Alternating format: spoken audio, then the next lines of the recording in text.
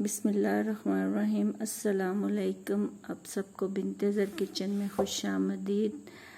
आज बिनते ज़र किचन में आपको बताया जाएगा कि अपने जिस्म से फाजल मादों को किस तरह दूर किया जाता है।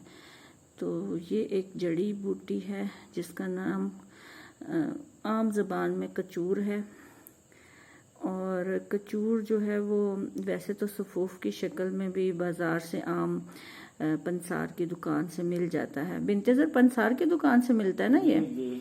अच्छा, तो इसको सफ़ूफ़ की शक्ल में भी ले सकते हैं जी। बच्चियां के लोग देने ना, बड़ियां को भी देने। अच्छा, गला खराब हो गया, गला खराब हो तो यानी एक तो ये हो सकता है कि आप ये जो असली जड़ी बूटी है इसको गुठली को, छोटी गुठली को चूसते रहे टाफी की तरह, यानी तो उस तरह में लोग। अच्छा, यानी सफ़ूफ़ भी पानी के साथ आप निगल लें। चम्मच के नाल खाएं। हाँ, चम्मच एक डाल लें, छोटी चम्मच, पानी पिए, छोटी चम्मच एक ले लें सफ़ूफ़ की और पानी के साथ आप पी लें और यूं गला साफ हो जाता है जी। ख़राब गला।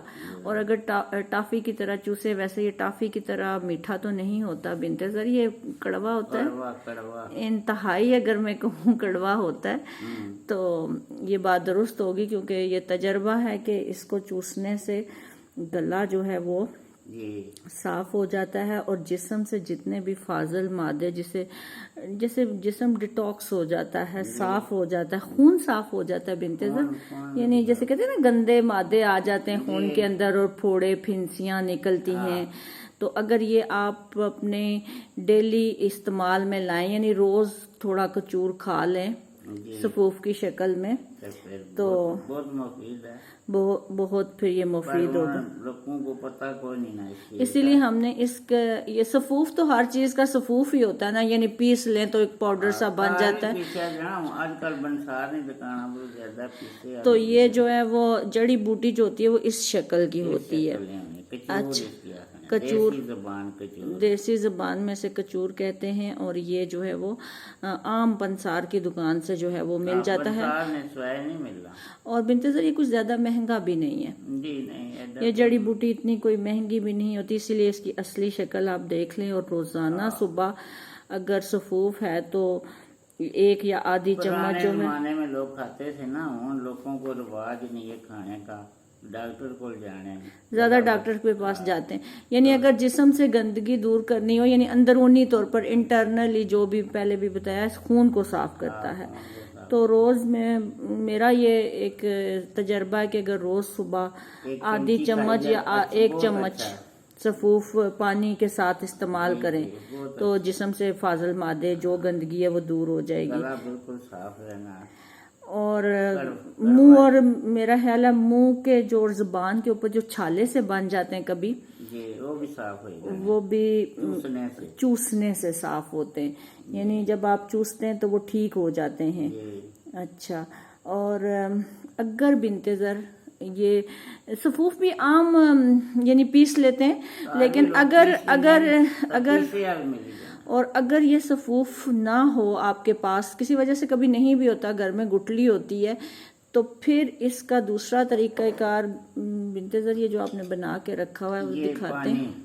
पानी की पट बनी जाए ना। अच्छा, ये बिनते ज़र ने इसके अंदर जो है वो गुठली जो इसकी है ये भिगो के एक रात या 2-4 घंटों के लिए भिगो दें तो ये गुठली देखें फूल भी गई है। तो इसको पीने से इस पानी का देखें रंग भी तब्दील हुआ है। और अब ये भी हम आपको चख के बताएंगे कि कितना कड़वा है। तो ये पानी थोड़ा कड़वा हो जाता है। तो कड़वा यानी जैसे कहते हैं ना, कड़वा खाना चाहिए, कड़वी चीजें खानी चाहिए। ये बिल्कुल डॉक्टर को ना जाए, कड़वा खाना चाहिए। और इससे मेरा ख्याल स्किन भी बड़ी अच्छी साफ सुथरी रहती है, कोई दाना कोई इस तरह की चीज नहीं निकलती, और अंदर से भी काफी जो है वो सफाई हो जाती है। छोटे छोटे बच्चों को यही लगाते से और बड़े होने में खाने रहने से ही कोई नहीं सुना। अब तो मेरा ख्याल है कि लोगों को इसकी शक्ल मालूम हो गई है, तो वो आपके जो है वो कहने पे इस्तेमाल करेंगे। तो ये भिगो दें पानी में, और फिर इस पानी को अगर सुबह 1 गिलास ये पानी पी लिया जाए और वो इस भी बहुत अच्छा है। और इस गुठली को फिर फेंका ना जाए, दोबारा इसमें पानी डाल दिया जाए, यानी ये रीयूज हो सकती है दोबारा। गुठली भी चूसी जा सकनी है ना, नरम होगी है ना। अच्छा, तो ये जब वैसे तजर्बा तो यही है कि जब इसको दूसरी दफ़ा पानी में डाल दिया जाता है तो फिर ये मज़ीद नरम हो जाती है और फिर ये आराम से खाई जा सकती है, लेकिन इसका कड़वापन कम नहीं होता, हालांकि ये पहले पानी में होती है। बिल्कुल। तो इससे इतना कड़वा भी नहीं, पर पहली दफा 2 दफा खाओ तो फिर कड़वा ही लगना, फिर नहीं कड़वा लगना, फिर आदत पड़ जाती है ना बिनते ज़र के। फ़ायदा होने लगता है ना लोगों को जब वो देखते हैं कि हमें दाने नहीं निकल रहे या हमारे मुंह में छाले नहीं बने या गला ख़राब नहीं हुआ, तो फिर लोग जो है वो इसको इस्तेमाल करने लगते हैं, उन्हें ये मुफीद लगता है। आजकल बहुत लोगों को वाकफियत ही नहीं इस चीज़ की।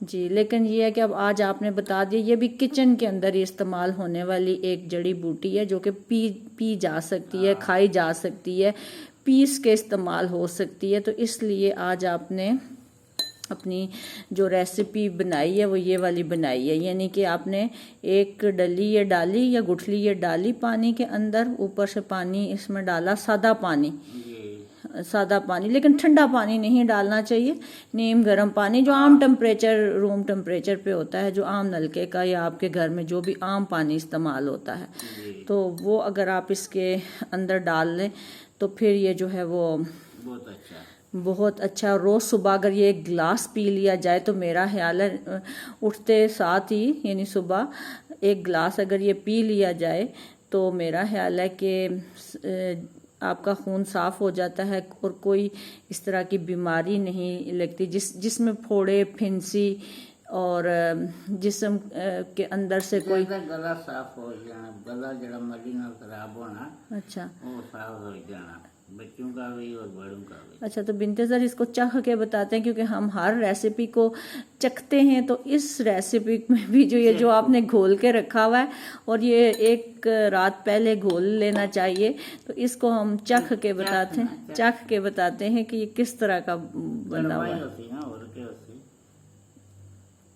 बिनते ज़र काफ़ी कड़वा है, जैसे मैं कहती थी ना बड़ा मज़ा आया आपकी रेसिपी का, तो आज मैं ये कह रही हूँ कि काफ़ी कड़वा है। तो ये जितना कड़वा हो उतना ही अच्छा है सेहत के लिए, तो आप इसको ज़रूर इस्तेमाल करें, पंसार की दुकान से ले लें और आप अपने इस्तेमाल के बाद तजर्बे करके कमेंट्स में बताएं कि आपको ये कचूर का जायका कैसा लगा, इससे कितना फ़ायदा हुआ, और ताकि बिनते ज़र की हौसला अफजाई होती रहे और वो मज़ीद आपको इसी तरह की अच्छी अच्छी रेसिपीज़ बताती रहें।